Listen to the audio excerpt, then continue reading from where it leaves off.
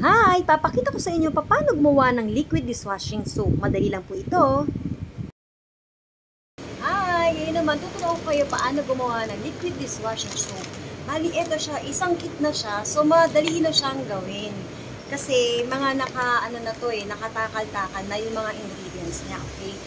Para sa mga mami na nasa bahay, pwede nyo itong gawing extra income.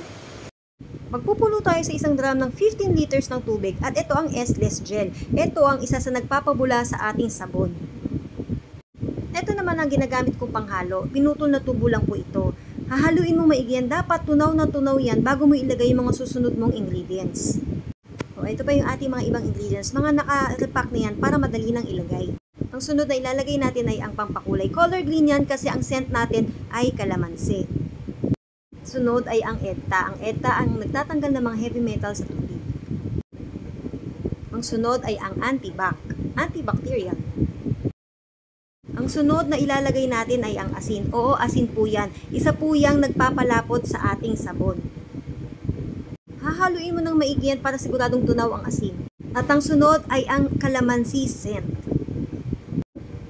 Isunod na rin natin ang ating preservatives para tumagal ang buhay ng ating sabon. At ang sunod ay ang foam booster. Isunod na natin ang degreaser. Ito ang nagtatanggal ng sebo. At syempre ang moisturizer para malambot pa rin ang ating mga kamay kahit naguhugas tayo.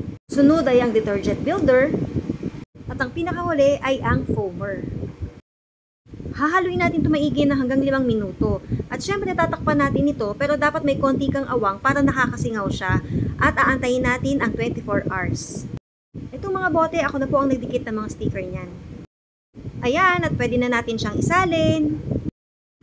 Ito na sila. Ang nagawa natin lahat dito ay 15 liters at 1 galon. Kaya para sa gusto magkaroon ng extra income, pwede po ito. Thank you for watching!